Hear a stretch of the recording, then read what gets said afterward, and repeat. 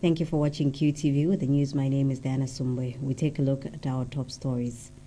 Health Minister Chitalu Chilufya says about 70% of Zambians have access to health insurance following the introduction of the National Health Insurance Authority.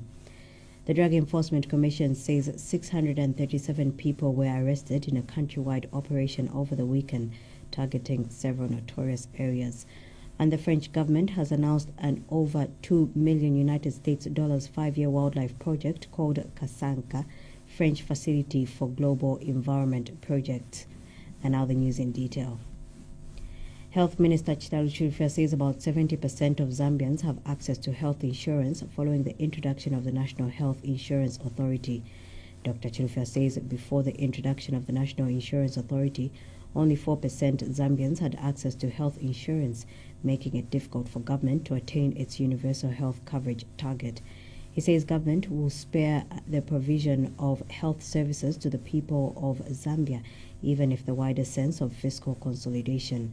Speaking when parliamentarians from the European Parliamentary Forum on Population and Development, EPF, and African Parliamentary Forum on Population and Development paid a courtesy call on him, Dr. Chilufya says a healthy nation is key towards attaining a healthy workforce, which is one of the key determinants of productivity of labor, hence the need to invest in the health sector.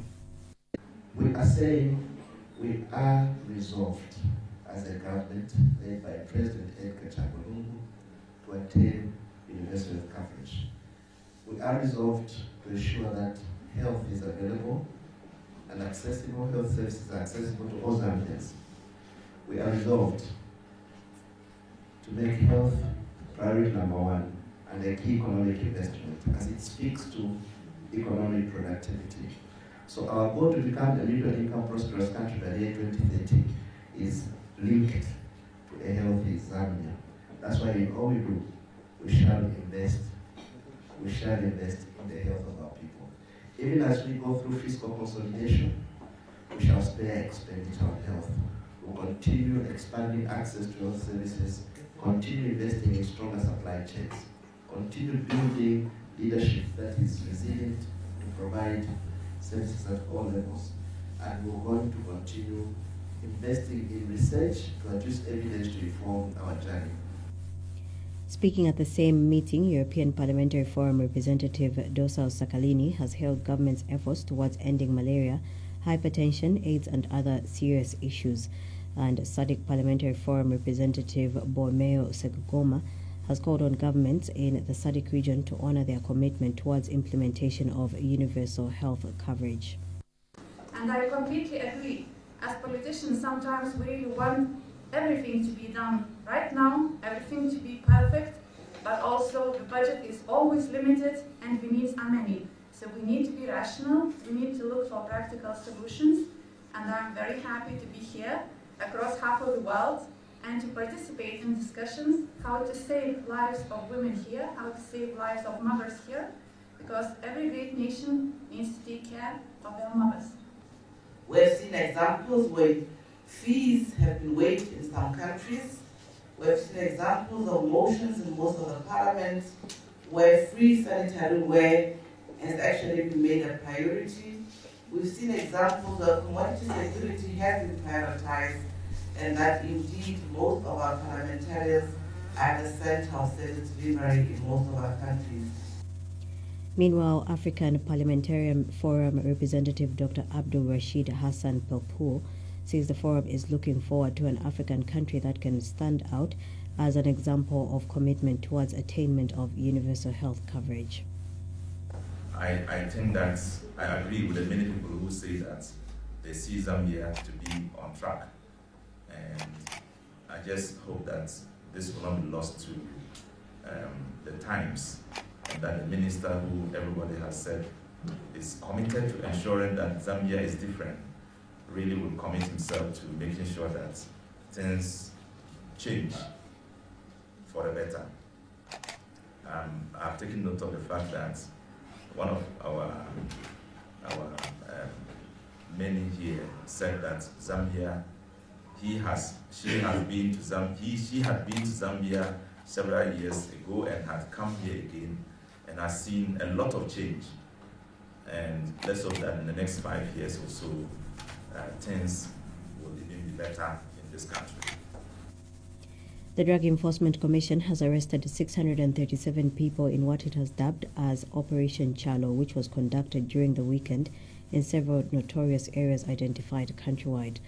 Commission Public Relations Officer Teresa Katongo says of the total arrests made, 183 are drug-related offences, 335 are police cases for property suspected to be proceeds of crime and routers conduct, while 119 are suspected prohibited immigrants. Ms. Katongo says the highest number of suspects is from Copperbelt Province, which had 169 suspects, representing 26.5%, followed by Central Province, which had 164, representing 25.7%. She says a total of 10.8 tons of fresh cannabis plants and 1.8 tons of dry loose cannabis were seized during the operation, with the highest quantity recorded in Kaisolele village of Mchinga Province, where several cannabis fields were uprooted. Ms. Katongo says other seizures made during the operation include 4,170 diazepam tablets, 1,098 bottles of codeine, 360 grams of cannabis seeds, and 2 jars of cannabis hair gel. She adds that the operation further yielded 10,970 liters of smuggled petrol, as well as household items such as stoves, television sets, home theater systems, and mattresses suspected to be proceeds of crime. The operation was conducted in the early hours of Saturday, 22nd June 2019, with a view to curb illicit activities in various notorious areas identified countrywide. The French government, in partnership with the United States government, has launched an over $2 million United States dollars 5-year wildlife project called Kasanka French Facility for Global Environment Project. Announcing the project launch during a media briefing at his residence, French Ambassador to Zambia Sylvian Berger said the project aims at developing the capacity and partnership of the Kansanga Trust Limited in Serenja District to enable it to become efficient and effective. Mr. Berger says his government has supported the project with an initial investment of €1 million, which translates to 1.7 million United States dollars, which will be given in 4 installments of €2,000 during the 5-year period of the project implementation. He explains that the project is aimed at enhancing the bat migration to the Kasanka Trust as a tourist attraction. Mr. Berger feels very little is being done to enhance the wildlife sector, especially that of the bat migration, which he says has potential to enhance tourism and contribute to national and economic development. And the purpose of this meeting is also to raise some more funds for this project, because the money we have given is already a lot. It is €1 million, which will be given in 5 pieces every year, €200,000. The US have added $350,000. Then if we have to convert all into dollars, €1 million. $1.4 million. $1.4 million, yes. 1.4 plus $350,000. Altogether, we are at $1.750,000. But we need more. We need more for Kasanka, and of course, we hope other countries will join in, other embassies, and maybe some companies, private companies from France, from other countries. Then the purpose of this meeting is to explain what is done, what has been achieved, to what will the money will be used, and what we would do, what Kasanka Trust Limited would do if they could get more money. Speaking at the same briefing, United States Ambassador to Zambia Daniel Foote disclosed that the U.S. government has invested about $350,000 United States dollars in the project, with the view of enhancing wildlife as a source of tourism in Zambia. Mr. Foote has emphasized that the future of wildlife in Zambia lies in private-public partnerships. And thirdly, I think Kasanka might be the oldest public-private partnership in Zambia. From 1986, if I believe. So you guys have been working closely with ZAWA, now the Department of National Parks and Wildlife. the future of wildlife and tourism, which is going to be critical for the economic diversification and development of Zambia, is not the government of the United States. It's, I apologize for saying this, it's not the government of France. It's not the government of Zambia, although the government of Zambia plays a critical role. It is public-private partnerships, like Kasanka. We need to attract the short-term investment from the private sector and philanthropic conservationists to invest in the parks, protect the animals in the short term, and create the space for us to resource and create the capacity for DNBW to eventually take on the management and the oversight and the protection and the replenishment. Meanwhile, Kasanka Trust Limited Board Chair Jimmy Pavey has assured that the trust will enhance wildlife tourism through the bat migration project. We have to learn how to raise funds in such a way that is sustainable. Fine, we can write proposals like the one that we have written to the French GF, and we can write more and we'll get more money, but that's good for investment. That's not really helping us with operations. And what we need the most is to finance our operation, the salaries, the guards, the people who are working with communities outside, the agriculture extension, and so on. For that, we need a constant stream of money. So we're going to do three things. We're going to open an endowment in the UK. An endowment is basically a dedicated fund, and we've been working with a sister organization in the UK. The Ministry of Finance has released 10 million kwacha of the total 55 million kwacha meant for the 2019 delimitation of constituencies, wards and polling districts. Vice President Inonge Wina has told Parliament in a statement that the money has been released to the Electoral Commission of Zambia. Ms. Wina says the Commission has since briefed all district electoral officers, town clerks, council secretaries and district planning officers from all the 116 districts on their roles in the delimitation process on the factors and criteria that will be used to demarcate the electoral boundaries. She says the Delimitation Commission is expected to commence the district sittings in all the districts from 6 July to 28 September 2019, while provincial sittings will commence on 13 October 2019. The Vice President has since encouraged citizens and stakeholders to participate in the delimitation exercise by making submissions during the district and provincial delimitation sittings. Mr. Speaker, I wish to report that the exercise is on schedule, and to date, the following activities have been undertaken. 1.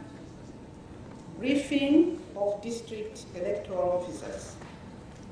Mr. Speaker, the Commission has briefed all district electoral officers, and these are town clerks, council secretaries, and district planning officers from all the 116 districts on their roles in the delimitation process and on the factors and the criteria that will be used to demarcate the electoral boundaries.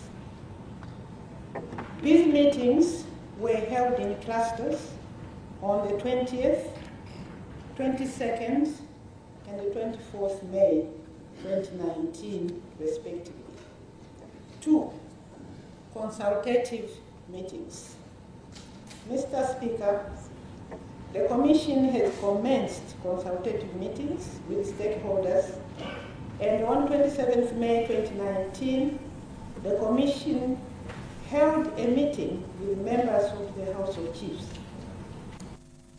Government has launched the first ever national monitoring and evaluation policy aimed at strengthening the monitoring and evaluation function among stakeholders in the country. Speaking during the launch of the policy and official opening of the National Development Coordinating Committee meeting in Lusaka, Acting Minister of National Development Planning Michael Katambo says the development of the policy demonstrates government's strong commitment towards achieving and measuring results of development plans and programs being implemented countrywide. Mr. Katambo states that the Vision 2030's aim of attaining a prosperous middle-income status can only be effectively assessed through a robust and well-coordinated monitoring and evaluation system that is based on a clear policy and legal framework. He has since urged all stakeholders to support the full implementation of the policy at all levels. Meanwhile, Mr. Katambo says government values the contributions and ideas from different partners, including the private sector and cooperating partners in development efforts. The national and evaluation policy will ensure that development planning, implementation, and monitoring and evaluation are effectively coordinated and conducted. Government, through the Ministry of National Development Planning, will ensure the effective implementation of this policy is done so as to achieve a more coordinated approach to monitoring and evaluation. Ladies and gentlemen, a robust national monitoring and evaluation system will benefit the Zambian people by ensuring that development is result-oriented and its outcomes are clearly demonstrated to these citizens. I therefore urge stakeholders at all levels, including this NDCC, to fully support the implementation of this policy. Ladies and gentlemen, distinguished invited guests, as I conclude, I wish to assure you that the deliberations and resolutions that are being made in this NDCC are taken very seriously by government. Stakeholders may also wish to know that, as a requirement, the Minister will be presenting the policy recommendations. And representing cooperating partners, Mark Richardson reiterated the need for high-level meetings such as the NDCC to be action-oriented in order to ensure effective support from cooperating partners on various issues. The 3 days National Development Coordinating Committee meeting, which started on Monday and will end on Wednesday, has brought together two permanent secretaries, ambassadors and high commissioners, development partners, civil society organizations, and other stakeholders. It is a challenging time in many ways in Zambia at the moment, and in this context as CPs we believe that this dialogue forum serves an important purpose. It provides a means of having frank, open conversations with the government about issues which matter in our relationship. And it provides an opportunity where the government feels that cooperating partners should be doing more, should work differently, or should provide a different sort of support. It can use this dialogue to raise those issues. Equally, for our assistance as CPs to be effective, usually depends on actions by the government, both government policy and implementation policy, whether that is in the economic space or in the social sectors. So we also want to use the dialogue, as well as the NDCC meeting itself, to be clear about our requests of government to ensure that CPs can most effectively support development, poverty reduction and implementation of the 7th National Development Plan. A 53-year-old man of Katoya area in Kauma district has been axed to death by his 29-year-old son. Both police and Kauma District Commissioner Kennedy Mubanga confirmed the incident, which occurred on Sunday around 16 hours to Zanis. Mr. Mubanga, who helped in transporting the body of the deceased from Katoya and Kauma District Hospital mortuary, named the deceased as Muyunda Inambao and the culprit as Ndumino Ndiwa. Facts are that Mr. Inambao met his fate when he tried to separate his two sons who were fighting. The deceased is said to have picked an axe and attempted to hit Ndiwa, but instead the son overpowered him and hit him on the collarbone and the left rib.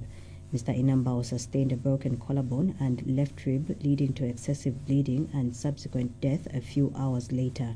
The body of the deceased is in Kauma District Hospital awaiting postmortem, while the assailant has been apprehended and is in police custody.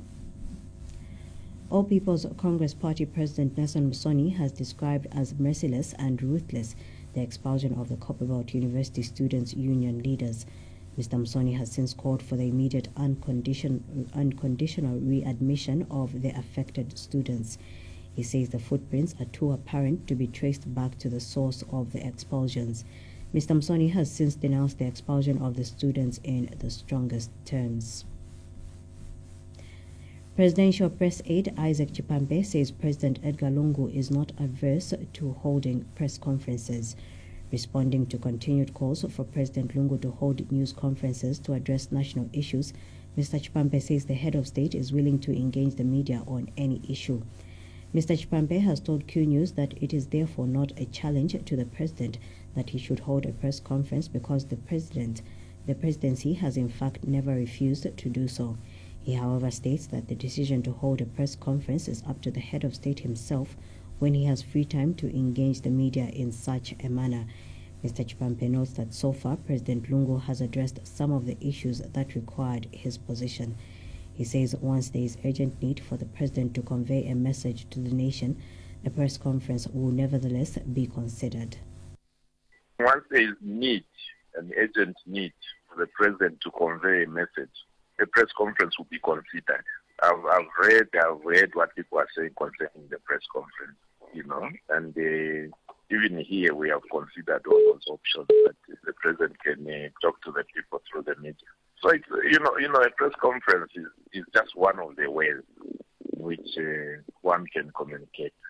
The president, if he wants, he can talk to the people directly through a mass rally, for example. It's a way of communicating directly to the people. The president can, you can invite the president to your studio. You can talk to the people. So a press conference is just one of the ways, and it shouldn't be made an issue. So it will be considered as an option when the president is ready. But let me emphasize, it's not averse to a press conference. President Edgar Lungu has been advised to decline the offer to be conferred with an honorary doctorate in good governance. In an interview with QTV News, civil rights activist Bergna Changala says President Lungu should be wary that the conferment of the doctorate on him could only be a setup to destroy his legacy further. Mr. Changala says that being bestowed with a PhD in good governance will not add any value to his presidency. Mr. Changala has argued UNZA cannot confer President Lungu with a PhD in good governance when under his tenure, government has failed to adequately fund public universities. He adds that this is besides alleged widespread corruption in government, political violence and lack of respect for people's rights. If the President of the Republic of Zambia, Mr. Edgar Chagwa Lungu, has got any moral or indeed any humane instinct in him, he must decline, because this is a setup to destroy him further. It will add no value to him, and it will reduce the University of Zambia academic standing universally. You do not honor those who are abusive to others. You do not honor corruption. You do not honor the people who deprive the majority an education. You do not honor the people who are in charge of violence. Government has warned that the risk of one being arrested for crimes committed online in Zambia has now risen than ever before. Information and Broadcasting Services Permanent Secretary Chanda Kasolo says government is seriously pondering ways of using new technology to bring to book all those engaged in cyber crimes. Mr. Kasolo has told QTV News that government is considering using the technology China uses to track and trace people that commit internet crimes. He states that the other options government is considering is the introduction of registration for all gadgets used to connect to the internet. The danger of you being caught has risen. The bar is rising to be caught when you're performing crimes online. There are a number of things. One of them is, of course, using new technology to track and trace. And you know, when you put something online, it's a digital print. And the digital print never disappears. So we can either find you immediately doing it or later and attribute it to yourself. You know, the fact that we register SIM cards for telephones has helped a lot and will help a lot. We have to think of other ways. Maybe we should register electronic equipment that we acquire, as computers, in a similar manner.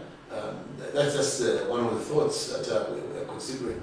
Because if we did that, again, it would be easier to trace the owner of the equipment used in perpetrating the crime online. Minister of General Education David Mavumba says government realizes the important role non-governmental organizations, NGOs, play in the country's development processes. Speaking during World Vision's handover of the newly constructed 1x3 classroom block and a computer lab at Kaindo Secondary School in Mumba District, constructed at a cost of over 4.2 million kwacha, Mr. Mavumba has commended World Vision for being a consistent and key partner in the education as well as other sectors such as agriculture, health and water and sanitation. Here's a report. Easy access to good and quality education is a right that every child should have. But in Kaindo area of Mumba district, it has been a challenge for many to access education due to lack of adequate classrooms to cater for the population in the area. But World Vision Zambia, funded by World Vision Korea, has come to the aid of the people in Kaindo and has constructed and handed over to government a 1x3 fully furnished classroom block and a computer lab at Kaindo Secondary School in Mumba at a cost of over 815,000 kwacha. Some pupils at the school have narrated the challenges they went through and how this development will greatly help them. World Vision atiletera ma computers tinga tite stenzo zana moyashira computer using a mouse monzo using a phone ma function computer stenzo zile so apata viziba kudala benzeli ma computer using a chei mozo so kuti no kuti vachitemonga pamaprakati kwenza vuti kapa imozi chendio pamene wenza chai maprakati so kuti vasirize wenza tatai. General Education Minister David Mavumba was in Mumba district to receive the handover. I should mention that this is a significant milestone in our country's journey in providing quality education to our children. This investment by World Vision supplements government's effort in our quest to provide access to education, especially at the secondary subsector, where the absorption capacity is only at 40%. And World Vision board member Mumba Kapumpa has reiterated World Vision's commitment to complement government's effort in the education and other sectors. World Vision has developed an ambitious target of impacting and transforming lives of 1 million children by the year 2021.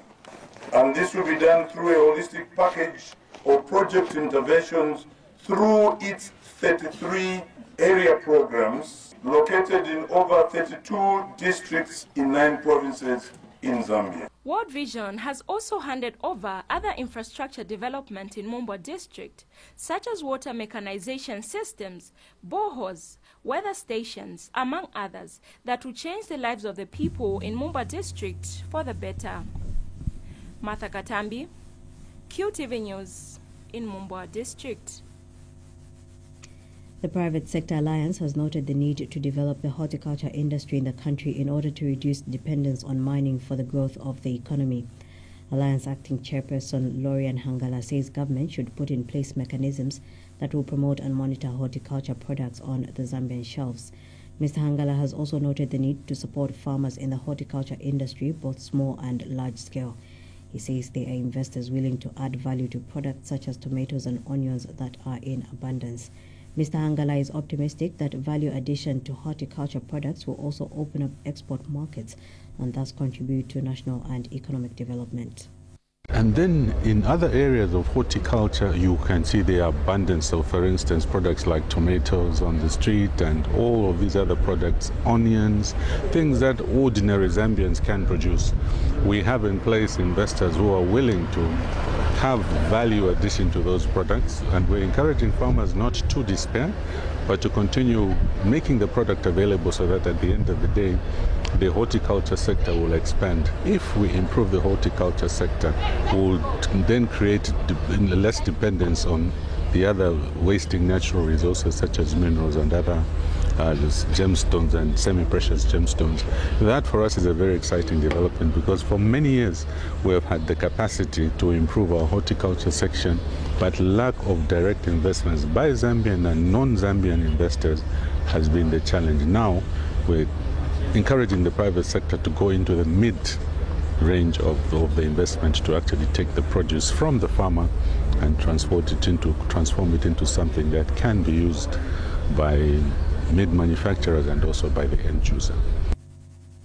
British American Tobacco Zambia Managing Director Godfrey Machanzi says the launch of the Continental Free Trade Area will greatly benefit small and medium enterprises SMEs in the country. Mr. Machanzi says what is key for the local SMEs is their ability to produce and be consistent in their production for export.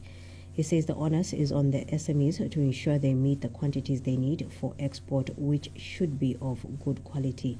Mr. Machanzi notes that it is good that the recently launched Market Connect for the SMEs in the agribusiness will provide funding to increase capacity as long as they show their consistency. When it comes to exporting and so on, the key thing there is your ability to produce and to be consistent. So the onus is on the producers, the same SMEs who are producing, to just be consistent with their production, make sure that they meet the quantities that they want to be exporting, and also look at the quality, and all the other facets of things that are required for you to be able to export and do your business properly. So it's now just, the onus is now on the producers to make sure that you have your quantities in place and so on. And the good part with the Market Connect will be that there will be some funding that will be available to help you increase your capacities for as long as you can prove, look, we are producing up to this level, and what I need is this intervention to increase by this percent. To end the news, we recap on the headlines. Health Minister Chitalu Chilufya says about 70% of Zambians have access to health insurance following the introduction of the National Health Insurance Authority. The Drug Enforcement Commission says 637 people were arrested in a countrywide operation over the weekend, targeting several notorious areas. And the French government has announced an over $2 million United States 5-year wildlife project called Kasanka French Facility for Global Environment Project. On that note, we end the news. Thank you for watching.